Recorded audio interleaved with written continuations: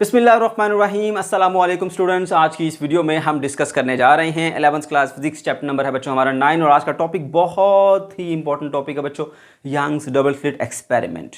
ये question as a long paper में आता है, ठीक है। तो बहुत अच्छे से तैयार करना है हमने इसको। सबसे पहले क्या करेंगे, हम इसकी डायग्राम बनाएंगे, डायग्राम बना के थोड़ा सा एक्सप्लेन कर देंगे ये बताता क्या है और ये एक्सपेरिमेंट किस तरह से परफॉर्म किया गया। उसके बाद नंबर 2 पे बच्चों सबसे ज़्यादा फोकस करना है अच्छे तरीके से इसकी डेरिवेशंस के ऊपर। डेरिवेशन के याद रखो 6 पॉइंट्स होंगे, वो 6 पॉइंट्स को 3 पार्ट्स में डिवाइड किया गया। पहला पार्ट जो है उसमें ब्राइट एंड डार्क फ्रिंज की अलग अलग हम कंडीशन फाइंड करेंगे, 2 पॉइंट्स।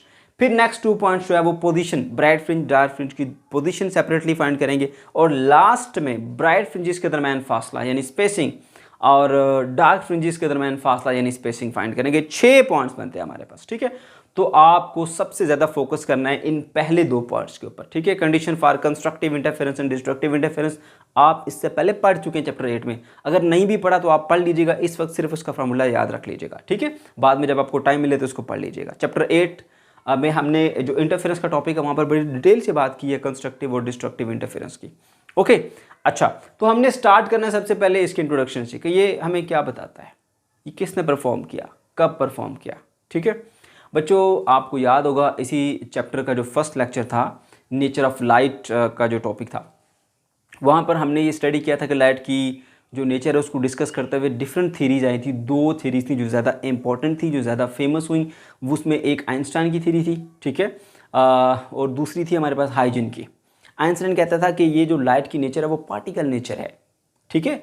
और उसी की पार्टिकल नेचर को बेस बनाते हुए इसने 2 सक्सेसफुल एक्सपेरिमेंट किए थे, जिसमें एक कॉम्पटन इफेक्ट था और दूसरा फोटो इलेक्ट्रिक इफेक्ट था, सही है। अब दोनों इसने ये लाइट की पार्टिकल नेचर को बेस बनाते हुए परफॉर्म किए थे और सक्सेसफुली परफॉर्म किए, ठीक है। जिससे ये साबित हुआ कि हाँ वाकई जो लाइट की नेचर है वो पार्टिकल नेचर है। फिर आया हाइजिन ने कहा जी ये तो इसकी वेव नेचर है। कोई उसकी बात को मानने को तैयार नहीं था, ठीक है, क्योंकि उस वक्त जो है वो इलेक्ट्रोमैग्नेटिक वेव का आइडिया मौजूद नहीं था। मैक्सवेल आए, उन्होंने इलेक्ट्रोमैग्नेटिक वेव का आइडिया दिया फिर, और उससे कंपैरिजन किया गया वाकई जो लाइट है उसके अंदर वो तमाम प्रॉपर्टीज़ पाई जाती हैं जो इलेक्ट्रोमैग्नेटिक वेव्स के अंदर होती हैं। तो कहा कि लाइट इलेक्ट्रोमैग्नेटिक वेव है ना। और फिर 1801 में आए यंग्स ने लाइट की इंटरफेरेंस का फिनोमेना करके दिखाया, जिससे प्रूव हुआ कि वाकई लाइट की जो नेचर है वो वेव नेचर है। तो बच्चों याद रखो, डायफ्रैक्शन हो गया, इंटरफेरेंस हो गया, ये प्योरली वेव की प्रॉपर्टीज होती हैं। तो अगर लाइट में इंटरफेरेंस का फिनोमेना हम प्रोड्यूस कर सकते हैं तो लाइट फिर क्या है, वेव है, ठीक है। डायफ्रैक्शन प्रोड्यूस कर सकते हैं तो लाइट क्या है, वेव है, समझ गए। अच्छा, तो यंग्स डबल स्लिट एक्सपेरिमेंट किस तरह से हुआ, यंग्स ने ये एक्सपेरिमेंट कैसे किया, ठीक है, और क्या क्या रिक्वायरमेंट थी इसके हवाले से, वो तमाम बातें अब आपको बताएंगे। तो बच्चों देखो जी, ये आपके सामने एक पिक्चर बनी हुई है, ठीक है। यहाँ पर यंग्स ने क्या किया, एक जो है वो लाइट ले ली मोनोक्रोमेटिक। मोनो का मतलब होता है 1।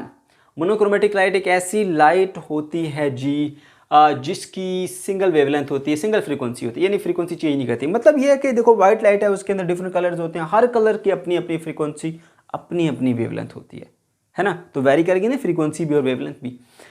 तो यहाँ पर हमने जो यंग्स ने जो लाइट इस्तेमाल की वो मोनोक्रोमेटिक यानी एक कलर की लाइट इस्तेमाल की जिसमें एक ही फ्रीक्वेंसी, एक ही वेवलेंथ होगी, चेंज नहीं होगी, ठीक है। अच्छा जी, अब इंटरफेरेंस का फिनोमेना प्रोड्यूस करने के लिए 2 कोहेरेंट सोर्सेज से लाइट आनी चाहिए या वेव्स आनी चाहिए, वो इंटरफेयर करेंगी, ठीक है। लेकिन यहाँ पर उसने क्या किया, उसने उसके बदले में ये डबल स्लिट यूज़ कर लिया। पहले मोनोक्रोमेटिक लाइट लाई, उसके सामने एक स्लिट रखी, उसमें से गुजर के इस तरह से लाइट आई, ठीक है।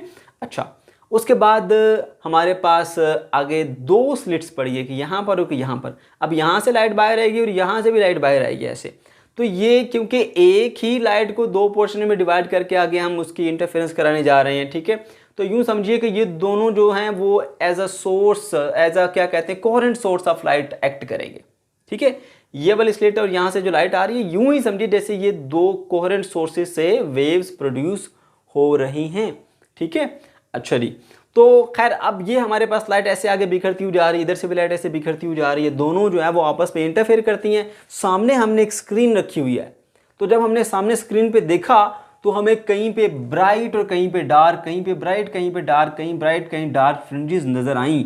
तो वो किस तरह से इस पॉइंट के ऊपर डार्कनेस आ सकती है, जबकि यहाँ से हम लाइट को सेंड कर रहे हैं, यहाँ से भी लाइट को सेंड कर रहे हैं, तो ये तो सारा रोशन होना चाहिए था, लेकिन ऑब्जर्व किया गया कि कहीं ब्राइट और कहीं डार्क फ्रिंजेस बन गई हैं। तो इसके सामने कोई ऑब्जेक्ट तो पड़ा नहीं है कि जिसका साया बने इसके ऊपर, जिसका इमेज बने।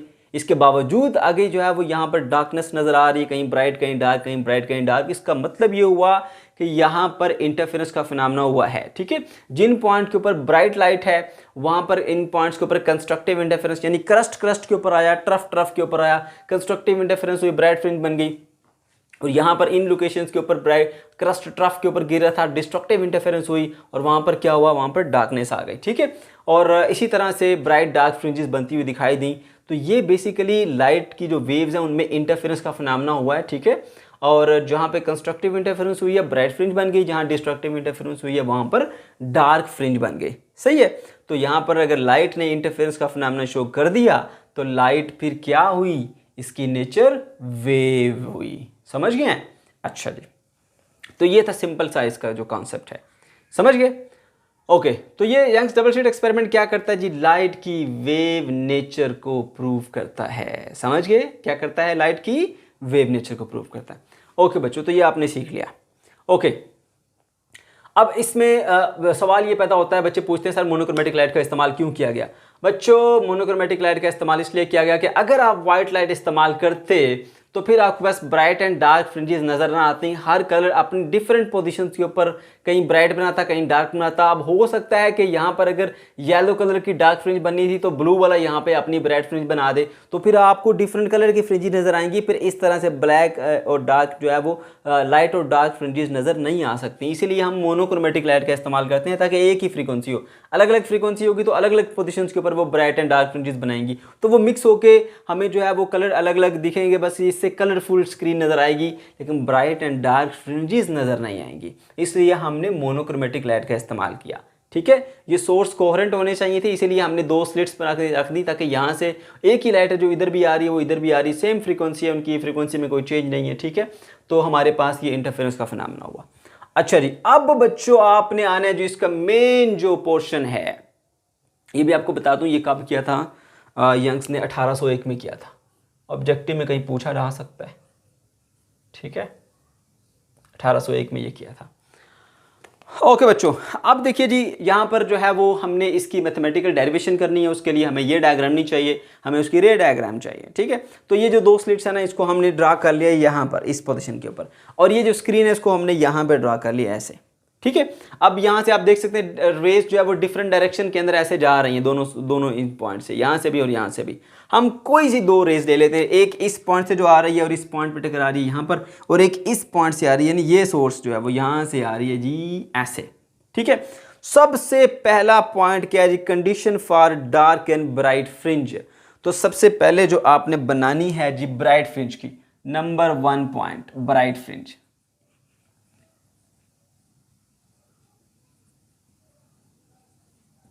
ठीक है, तो नंबर 1 पॉइंट पे आ जाती है हमारे पास ब्राइट फ्रिंज।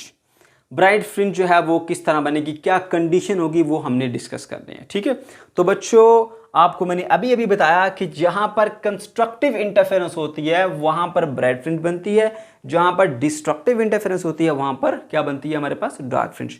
और आपको याद होगा चैप्टर 8 में हमने पढ़ा था कंस्ट्रक्टिव इंटरफेरेंस और डिस्ट्रक्टिव इंटरफेरेंस के लिए जो कंडीशन थी, पाथ डिफरेंस में शॉर्ट लिखता हूं पीडी। पाथ डिफरेंस अगर इंटीग्रल मल्टीपल ऑफ लैम्डा हो, यानी 1 lambda, 2 lambda, 3 lambda, 4 lambda, 5 lambda, ठीक है, तो उसमें कंस्ट्रक्टिव इंटरफेरेंस होती है। और अगर पाथ डिफरेंस आपके पास हो, path difference is equals to m+1/2 time lambda. ठीक है, तो इस तरह जो है वो हमारे पास डिस्ट्रक्टिव इंटरफेरेंस होती है। बहुत अच्छे से ये पॉइंट याद रखने, भूलना नहीं है ये पॉइंट को। ठीक है, अब पाथ डिफरेंस आपको मैंने समझा चुका हूं, पहले भी बता चुका हूं, फिर से बता देता हूं बच्चों। पाथ डिफरेंस क्या है, एक वेव यहां से यहां तक आ रही है, ये इसका पाथ है। दूसरी वेव यहां से लेकर यहां तक आ रही है, ये इसका पाथ है। अब इसके पाथ छोटा है, इसका पाथ बड़ा है, दोनों के पाथ में डिफरेंस निकालना है ना। तो क्या करेंगे, यहां से इस पॉइंट से हम इसके ऊपर परपेंडिकुलर ड्रा कर देते हैं ऐसे। ये परपेंडिकुलर इस वजह से ड्रा किया ताकि हम पाथ का डिफरेंस निकाल सकें। ठीक है। यहां से तो आप मान लीजिए ये वाला पाथ और ये वाला सी से पी पॉइंट तक और ए से पी पॉइंट तक पाथ बराबर हो गए। इन दोनों में फर्क कितना है जी, बी से लेकर सी पॉइंट तक, ठीक है। अब एक ये जो चीज है, ये वाला पॉइंट और ये वाला पॉइंट, ये दो स्लिट्स के दरम्यान जो फासला है उसको हमने ए बी से डिनोट किया, उसकी लेंथ डी है, डी से शो कर दिया हमने उसको, समझ गए। और यहाँ से इससे जो है वो स्क्रीन तक का जो फासला है उसको हमने लेंथ एल से शो कर दिया, समझ गए। ओके, तो यहाँ से आपने ऐसे ड्रॉ किया, इस एंगल को आप कहते हैं एंगल थीटा है, समझ गए। अच्छा जी, तो ब्राइट फ्रिंज के लिए क्या कंडीशन होती है वो मैंने आपको बता दी कि जो पाथ डिफरेंस है that should be integral multiple of wavelength, यानी इन दोनों के दरम्यान जो पाथ का फर्क है, जो पाथ का डिफरेंस है वो 1 टाइम वेवलेंथ के इक्वल हो या 2 टाइम वेवलेंथ के इक्वल हो या 3 टाइम वेवलेंथ के इक्वल हो, ठीक है, ये होना चाहिए हमारे पास। ओके जी, तो अब यहाँ पर पाथ डिफरेंस निकालने के लिए हमने यहाँ से परपेंडिकुलर ड्रा कर दिया इस पॉइंट के ऊपर, ये पॉइंट सी आ गया हमारे पास। तो देखो छोटी सी ट्रायंगल बन गई आपके पास, ये इस छोटी सी ट्रायंगल को मैं यहाँ पे बना लेता हूँ कुछ ऐसे करके, ऐसे ये आ गया हमारे पास ये छोटी सी ट्रायंगल, ठीक है। यहाँ पर ये एंगल जो है वो हमारे पास 90 डिग्री है क्योंकि हमने परपेंडिकुलर ड्रा किया है, ठीक है। इस पॉइंट का नाम रखेंगे ए, इस पॉइंट का नाम रखेंगे बी, इस पॉइंट का नाम रखेंगे सी। पॉइंट के नाम अपनी मर्जी से भी रख सकते हैं, कोई ज़रूरी नहीं है कि आप लाजमी ए बी सी ही लिखेंगे। यहाँ पर एंगल हमने कह दिया थीटा है। ओके, अब बच्चों ज़रा गौर से सुनिएगा, ठीक है। आपको ये समझ लीजिए कि जो ये वाली लाइन है ना, ये बी सी, जिसकी लेंथ है हमारे पास डी, ठीक है। ये है जी हमारे पास इस ट्रायंगल का हाइपोटेन्यूज, ठीक है। ये बेस है और ये परपेंडिकुलर, क्योंकि थीटा के अपोजिट साइड क्या होती है, परपेंडिकुलर। तो आपको याद होगा अगर हम एक वेक्टर को उसके कंपोनेंट्स में ड्राइव करें तो जो परपेंडिकुलर कंपोनेंट होता है उसके साथ हम लिखते हैं डी साइन ऑफ थीटा, और जो बेस वाला कंपोनेंट होता है उसके साथ लिखते हैं हम डी कॉस ऑफ थीटा। तो ये कंपोनेंट डी कॉस थीटा और ये कंपोनेंट डी साइन थीटा, समझ के। तो देखो जी ये रही हमारी वो ट्राइंगल, यहां पर एंगल थीटा, थीटा के अपोजिट साइड ये परपेंडिकुलर। तो ये जो पाथ डिफरेंस है ना, बी सी लेंथ है उसकी, और वो किसके इक्वल है, डी साइन थीटा के इक्वल है। डी क्या है, इन दोनों के दरमियान फासला, ये वाली जो स्लिट है और ये वाली स्लिट के दरमियान फासला, स्पेसिंग, वो डी है, समझ गए। अच्छा बच्चों, अब जरा देखिए कि यहां पर ये जो बी सी लेंथ है, मैंने बताया ये पाथ डिफरेंस को डिनोट कर रही है, और ये बी सी लेंथ किसके इक्वल है, D sine theta, D sine of theta के, समझ के। ओके जी, तो पाथ डिफरेंस जो है वो बेसिकली इसको डिनोट कर रहा है, डी साइन थीटा को। तो मैंने क्या बताया आपको कि अगर आप ब्राइट फ्रिंज चाहते हैं तो path difference should be integral multiple of lambda, M time lambda, ठीक है। तो आपके पास जो पाथ डिफरेंस है जिसको मैं कहूंगा G B C, B C कह लें इसको, ठीक है। B C is equal to D sine theta, ठीक है, ये भी पाथ डिफरेंस है, इसके बराबर ही है। सो डी साइन थीटा, ये path difference should be equal to हमारे पास क्या होना चाहिए, M time lambda, M time lambda के बराबर होना चाहिए, समझ गए। ओके, तो यही हमारे पास इसका फाइनल रिलेशन है कि D sine of theta should be equal to integral multiple of wavelength. तो ये बन जाता है जी हमारे पास कंडीशन फॉर कंस्ट्रक्टिव इंटरफेरेंस, समझ गए। कंस्ट्रक्टिव इंटरफेरेंस के लिए path difference D sine theta is equal to M time lambda होना चाहिए। अब यहाँ पर एम की वैल्यूज, पॉसिबल वैल्यूज क्या हो सकती हैं, 0 भी हो सकती है, 1 भी हो सकती है, 2 भी हो सकती है, 3 भी हो सकती है, 4 भी, होल नंबर्स, समझ गए। यानी अगर पाथ डिफरेंस जो है वो 1 टाइम लैम्डा के इक्वल हो, 2 टाइम लैम्डा के इक्वल हो, 3 टाइम लैम्डा के इक्वल हो, 4 टाइम लैम्डा के इक्वल हो, ऐसे, तो ये हमारे पास कंस्ट्रक्टिव इंटरफेरेंस बनेगी उस पोजीशन के ऊपर। ओके हो गया, कोई मुश्किल चीज है इसमें, कुछ भी मुश्किल नहीं है। उसके बाद फिर हम नंबर 2 पॉइंट पर आ जाएंगे। नंबर 2 पॉइंट उसमें आ जाएगी जी bright dark fringe, dark fringe, ठीक है। अच्छा, अब डार्क फ्रिंज जो है वो कैसे बनेगी, देखिए हमने अभी अभी डिस्कस किया कि path difference should be integral multiple of M lambda या integral multiple of wavelength in case of constructive interference. और डिस्ट्रक्टिव इंटरफेरेंस में इतना सा चेंज है कि पाथ डिफरेंस क्या होना चाहिए, m+1/2 टाइम लैम्डा के, ठीक है। तो यहां पर पाथ डिफरेंस का ये देखें आप, डी साइन थीटा बेसिकली यहां पर रिप्रेजेंट कर रहा है, B C is the path difference which is equal to D sine theta, ठीक है। और ये पाथ डिफरेंस किसके इक्वल होना चाहिए, ये इक्वल होना चाहिए m प्लस 1/2 टाइम लेमडा के इक्वल होना चाहिए। ठीक है, तो ये आ गई जी हमारे पास condition for destructive interference. Simply आप यहां पर लिख सकते हैं d sine of theta is equals to m plus 1/2 time lambda. अब यहां पर भी m की वैल्यू, पॉसिबल वैल्यू क्या हो सकती है? m की वैल्यू 0 हो सकती है, 1 हो सकती है, 2 हो सकती है, 3 हो सकती है, 4 हो सकती है, ऐसे होल नंबर्स। ओके, और जो पॉसिबल वैल्यूज आपको मिलेंगी पाथ डिफरेंस की, या तो पाथ डिफरेंस λ/2 होना चाहिए, ठीक है, तब डिस्ट्रक्टिव इंटरफेरेंस होगी, या फिर 3 λ/2 होना चाहिए, तब भी डिस्ट्रक्टिव इंटरफेरेंस होगी, या फिर 5 λ/2 होना चाहिए, तब भी डिस्ट्रक्टिव इंटरफेरेंस होगी, या फिर हमारे पास 7 λ/2 होना चाहिए, तो भी डिस्ट्रक्टिव इंटरफेरेंस होगी। तो ये कुछ वैल्यूज मैंने आपको बता दी कि अगर पाथ डिफरेंस हाफ लैम्डा या 1.5 लैम्डा या 2.5 लैम्डा या 3.5 लैम्डा के बराबर होगा, तो हमारे पास जो इंटरफेरेंस होगी वो डिस्ट्रक्टिव इंटरफेरेंस होगी और डार्क फ्रिंज बनेगी। तो इस तरह से नंबर 1 पॉइंट ब्राइट फ्रिंज के लिए आपको कैलकुलेशन करनी है, फिर नंबर 2 पे आपको डार्क फ्रिंज के लिए कैलकुलेट करनी है। एक बार आपने ये डायग्राम बना ली, फिर उसी को दोबारा से यूज़ करेंगे आप इस तरह से और आगे बढ़ते चले जाएंगे। ठीक है, चाहें तो इसको आप इक्वेशन 1 भी कह सकते हैं, ठीक है, ताकि हम इसको आगे यूज़ करते रहेंगे। ये इक्वेशन नंबर इसको 1 कह लें आप, ठीक है। और इसी तरह से जो हमारे पास ये सेकंड आई है, इस इक्वेशन को आप बोल दें इक्वेशन नंबर 2। ये क्या है जी? हमारे पास कंडीशन है for the constructive and destructive interference. Constructive interference के लिए ये कंडीशन होगी, डिस्ट्रक्टिव इंटरफेरेंस के लिए ये कंडीशन होगी। अब ये बहुत अच्छे तरीके से याद रख लो, यही दो मेन पार्ट्स हैं। जब आपके ये पार्ट्स क्लियर हो जाते हैं तो बाकी कोई मुश्किल काम नहीं, बड़ी आसानी से आप सॉल्व कर सकते हैं। ठीक है बच्चों, अच्छा जी, तो ये हमने देख लिया। अब हम नेक्स्ट आगे बढ़ते हैं जी, position for the bright and dark fringes. Conditions निकाल ली, अब पोजीशन की तरफ आएंगे। पोजीशंस की तरफ हम कैसे आएंगे बच्चों, जरा सुन लो। पोजीशन क्या होती है? मतलब इस स्क्रीन के ऊपर किस लोकेशन के ऊपर कोई ब्राइट या डार्क फ्रिंज बनती है। लेट्स सपोज इस पॉइंट के ऊपर जो है यहाँ पर एक ब्राइट फ्रिंज बन रही है, यहाँ पर या कोई डार्क फ्रिंज बनती है। ठीक है, इस पॉइंट को मैं P कह दूंगा। तो पोजीशन हम कैसे फाइंड करते हैं? ठीक है, मैं ये कहूंगा कि ये हमारी है जी सेंटर पोजीशन। सेंटर पोजीशन से 10 सेंटीमीटर के फासले पे ब्राइट फ्रिंज बनती है।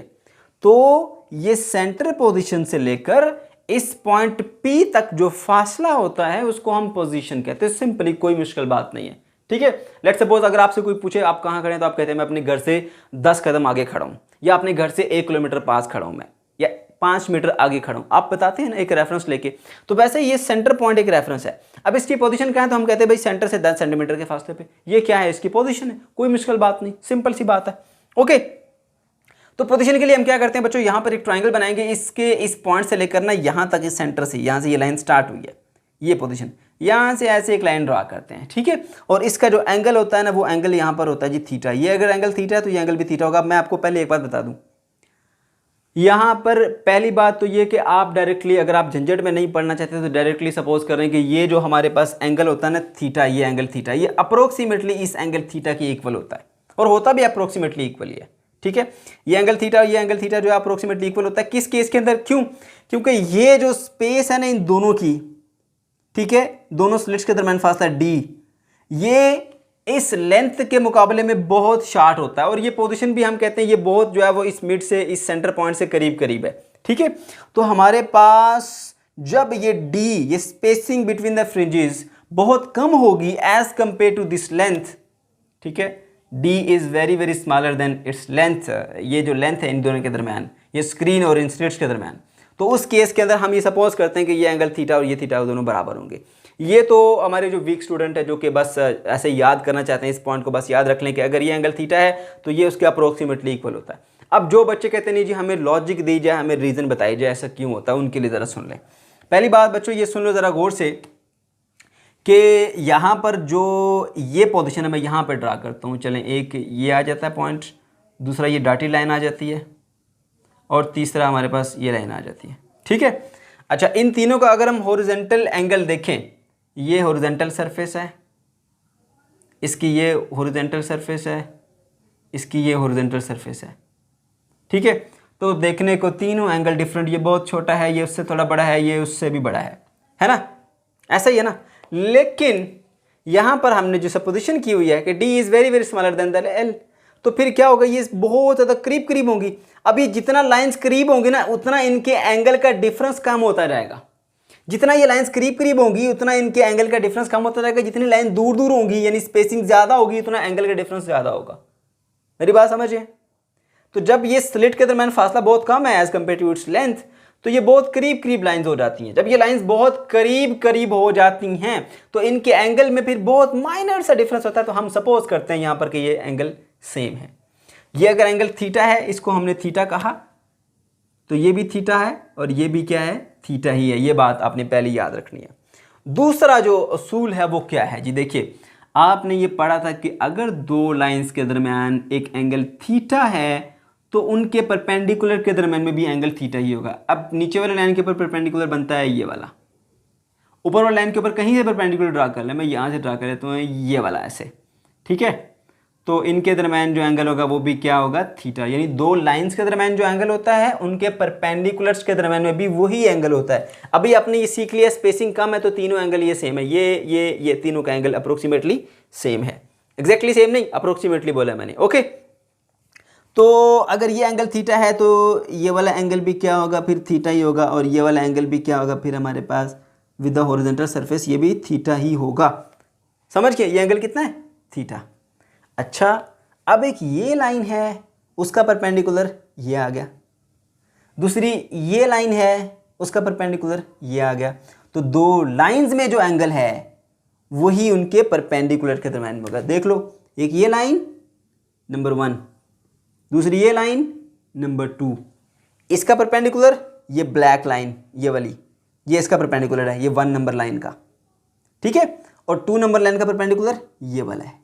अगर इन दोनों के दरमियान एंगल थीटा है तो इधर भी एंगल क्या होगा, थीटा होगा। ये है आपके पास लॉजिक, ठीक है। तो मैंने बता दिया अच्छे बच्चों के लिए जो समझना चाहते हैं, और जो थोड़े से वीक स्टूडेंट हैं वो भी परेशान ना, उनके लिए बता दिया कि ये एंगल अप्रोक्सीमेटली इक्वल होता है, बस इतना याद रख लो। ओके हो गया बच्चों। अच्छा जी, तो अब ये देखो जी, ये एक ट्राइंगल बनती है यहाँ पर, सही है। इस पॉइंट को मैं कह देता हूँ जी ओ पॉइंट है, ये पी, और इस पॉइंट को बोल देता हूँ मैं Q point, O P Q, ये एक ट्राइंगल बन जाती है, ओके। तो अब जो है हमारे पास नंबर 3 आ गया, position for bright fringe. Bright fringe, बस आप समझिए एफ मतलब फ्रिंज ही है, ठीक है। अच्छा, तो बच्चों अब जरा यहां पर देखिए, ये ट्राइंगल ओ पी क्यू मैं यहां पे ड्रा करता हूं, ट्राइंगल ओ पी क्यू।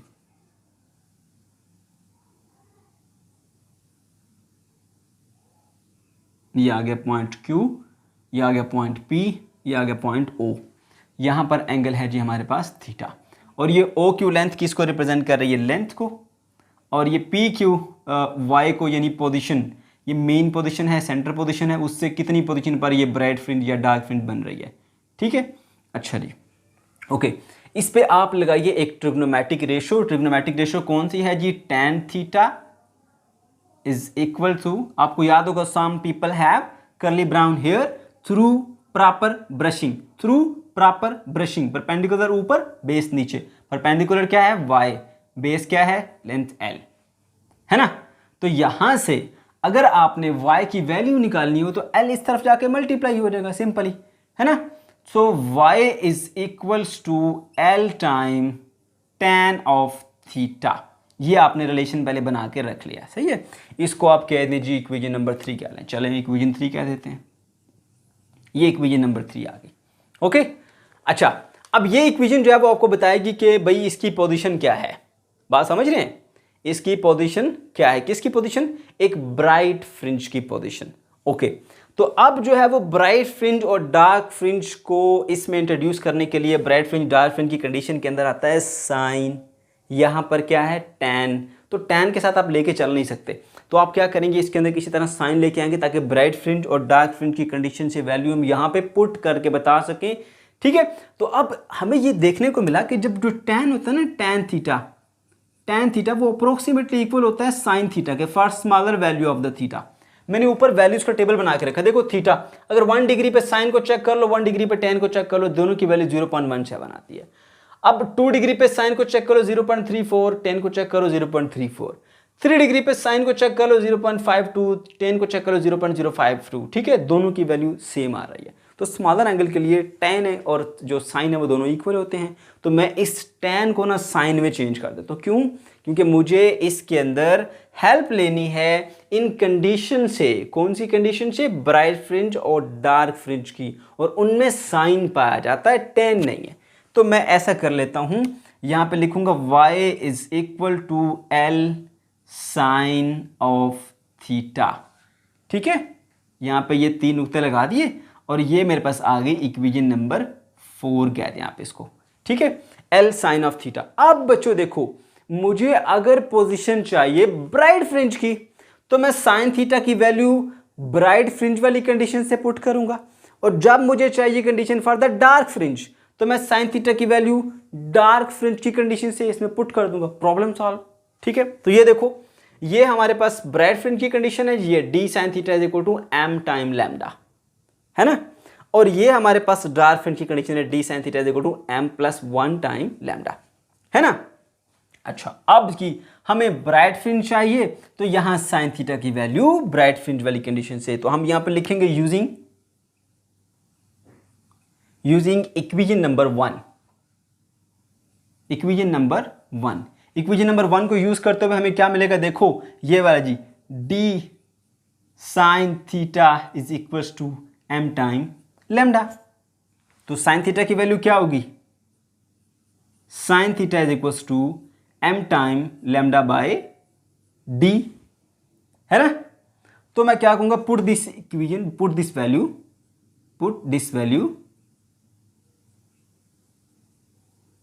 इन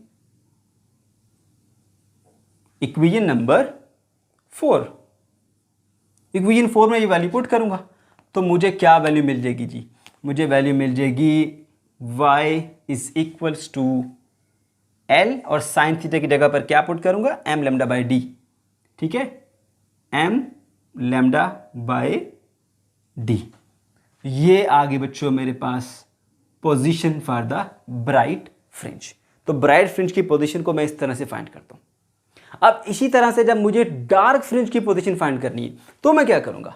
तो नंबर 4 पॉइंट लिखिए, number 4 point, position of dark fringe.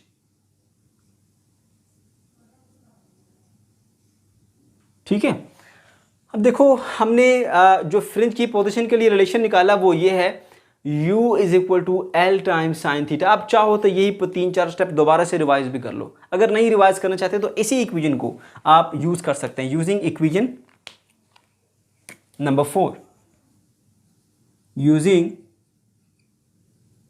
Equation number 4। अब इक्वेशन नंबर 4 क्या कहती है आपको? y is equal to L sine theta, y is equal to L sine of theta. क्योंकि हम find कर रहे हैं डार्क फ्रिंज की पोजीशन, और डार्क फ्रिंज की जो कंडीशन होती है वो ये होती है D sine theta is equal to M plus 1/2 time lambda. ठीक है, तो अब की बार हमने इस इक्वेशन नंबर 2 से साइन थीटा की वैल्यू लेके यहां पुट कर देनी है, सिंपल, हमारा मसला हल हो जाएगा। ठीक है, D sine theta is equal to M plus 1/2 time lambda होता है, तो यहां से साइन थीटा की वैल्यू क्या मिलेगी? Sine theta is equal to M plus 1/2 time lambda divided by D. ठीक है बच्चों, ये साइन की वैल्यू आ गई। पुट दिस वैल्यू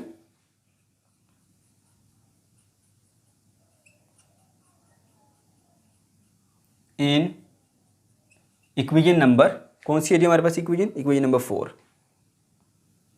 उसी इक्वेशन नंबर 4 में हमने ये वैल्यू पुट करनी है। ठीक है, तो बच्चों ये बन जाएगी y is equals to L, और साइन थीटा की जगह उसकी वैल्यू वो क्या है हमारे पास? m plus 1/2 time lambda by D. ठीक है, तो आप इसको रीअरेंज करके भी लिख सकते हैं। ठीक है, आप इसको यूं भी लिख सकते हैं, y is equals to m plus 1/2 time lambda l by d. ये आ जाती है हमारे पास position of the dark fringe. ठीक है। तो अच्छा बच्चों, अब जल्दी से रिवाइज कर लो। हमने जब पोजीशन फाइंड करनी है ब्राइट या डार्क फ्रिंज की, तो हमने क्या करना है, सबसे पहले ये पॉइंट पी है, जिस पॉइंट के ऊपर हमने ब्राइट या डार्क फ्रिंज की पोजीशन फाइंड करनी है, ये सेंटर पॉइंट है। तो हमने यहाँ से एक लाइन ड्रॉ करनी है, इसके मिड तक, यहाँ तक एक ट्राइंगल बन जाएगी आपके पास। उस ट्राइंगल को उठा के यहाँ सेपरेटली ड्रॉ कर देना है। ये हमारे पास लेंथ एल है और यहाँ पर ये वाई है। वाई बेसिकली पोजीशन बताएगा कि इस सेंटर पॉइंट से ये कितने फासले पर ये बनी है, 10 सेंटीमीटर के फासले पर या 20 सेंटीमीटर, 30 सेंटीमीटर। ठीक है, ओके। तो अब आपने इसके ऊपर ट्रिग्नोमेट्रिक रेशियो लगानी है। कौन सी लगती है ट्रिग्नोमेट्रिक रेशियो? परपेंडिकुलर और बेस जिसके अंदर है वो tan है। Through proper brushing perpendicular over base, तो ऊपर आ गया y, नीचे आ गया हमारे पास ये लेंथ l। ठीक है, y क्योंकि पोजीशन को बताएगी तो y की वैल्यू निकालनी है, l इस तरफ जाके मल्टीप्लाई हो रहेगा तो बना y is equal to l tan theta बन गया, है ना। उसके बाद क्या करना आपने, अब देखो हमने यहाँ पर जो है वो ब्राइट फ्रिंज और डार्क फ्रिंज की हेल्प से इनकी पोजीशंस फाइंड करनी है, और उनके फार्मूलों में साइन आता है, tan नहीं आता। तो हमने ऑब्जर्व किया कि tan थीटा और साइन थीटा दोनों सेम वैल्यूज देते हैं जब इनकी वैल्यू स्मॉलर होती है। तो हमने क्या किया, दोनों को इक्वल कर दिया, approximately equal when the theta is very small, okay, for small angle theta. तो इस तरह पे tan की जगह पे हमने साइन लिख दिया। अब क्या करना है, अब एक ही पॉइंट माइंड में रखो, ये पोजीशन का फार्मूला आ गया। अगर ब्राइट फ्रिंज की पोजीशन फाइंड करनी है तो साइन थीटा की वैल्यू ब्राइट फ्रिंज के फार्मूले से निकाल के इसमें पुट कर दो, बस। अगर डार्क फ्रिंज की पोजीशन फाइंड करनी है तो डार्क फ्रिंज की कंडीशन से साइन थीटा की वैल्यू निकाल के इसमें पुट कर दो, तो आपको डार्क फ्रिंज की पोजीशन मिल जाएगी। ठीक है बच्चों, अब लास्ट 2 पॉइंट्स हमारे रह गए हैं स्पेसिंग वाले। ठीक है, spacing of the bright and dark fringe. अब जरा बात गौर से सुनिएगा बच्चों। देखो यहाँ पर मैं मान लीजिए कि ये एक जो ब्राइट फ्रिंज बनती है ना वो इस पोजीशन के ऊपर बनती है, और एक ब्राइट फ्रिंज बनती है इस पोजीशन के ऊपर, सही है। तो ब्राइट फ्रिंज की पोजीशन कैसे मिलती है, मतलब यहाँ से लेके यहाँ तक ये लेंथ, ठीक है, मैं कहता हूँ कि इतने फासले पर पड़ी है। मान लीजिए कि ये हमारे पास पहली ब्राइट फ्रिंज बन रही है, और इसको मैं बोल देता हूँ YM। क्यों बोल रहा हूँ वो आपको बताता हूँ मैं। और इसकी वैल्यू कितनी है, वैल्यू इसकी है जी हमारे पास 7 सेंटीमीटर। ठीक है, अच्छा, इसके बाद जो नेक्स्ट ब्राइट फ्रिंज बनी वो इस पोजीशन के ऊपर बनी है, और इसको मैं बोल देता हूँ जी YM+1, यानी इससे वेरी नेक्स्ट ब्राइट फ्रिंज, उसकी पोजीशन कितनी है Y+M+1, उसको बोल दूंगा 10। अब मैं आपसे पूछूं कि भाई एक ब्राइट फ्रिंज जो बनी है वो 10 सेंटीमीटर है मेन पोजीशन से, उसके बाद नेक्स्ट जो बनी है वो 7 सेंटीमीटर है, इन दोनों के दरमियान गैप कितना है? तो आप फ़ौरन से बताओगे सर 3 का गैप है। इनके दरमियान स्पेस कितनी है? 3 की। वो 3 आपके माइंड में कैसे आया? आपने इस 10 में से 7 को माइनस किया, तो ये फासला कितना आ गया? 3। बस इसी आइडिया को इस्तेमाल करते हुए हमें हमने स्पेसिंग फाइंड करनी है, सही है। अच्छा जी, तो हम इधर लिखते हैं जी स्पेसिंग ऑफ ब्राइट फ्रिंज। ये पॉइंट नंबर कौन सा बन जाएगा हमारा? 5। ब्राइट फ्रिंज, फ्रिंज की जगह मैं F लिख रहा हूं, आप पूरा लिखिएगा, सही है, ओके। तो देखो हमारे पास जो पहली एक ब्राइट फ्रिंज बनी, ब्राइट फ्रिंज के लिए कंडीशन हमने ये निकाल के रखी है, ये ब्राइट फ्रिंज की कंडीशन है। मान लीजिए वो क्या है जी, y इज इक्वल्स टू क्या बनता है हमारे पास, m lambda l by d। ठीक है, इसका नाम हम रख देते हैं जी इक्वेशन नंबर, हमने कहाँ तक नाम दिए थे 4, इसको बोल देते हैं इक्वेशन नंबर 5। ठीक है, अच्छा, ठीक हो गया। अच्छा, अब इससे वेरी नेक्स्ट कैसे मिलेगी? ठीक है, इसको हम बोल देते हैं, साथ में छोटा सा m लिखेंगे क्योंकि यहाँ पे m लैम्डा है ना, उसी रिस्पेक्ट से हमने इसको ym मेंशन कर दिया। अब इसके बाद जब एक वेवलेंथ और इसमें पाथ डिफरेंस आएगा, 1 लैम्डा मजीद पाथ डिफरेंस आएगा, तो आपको ब्राइट फ्रिंज बनेगी।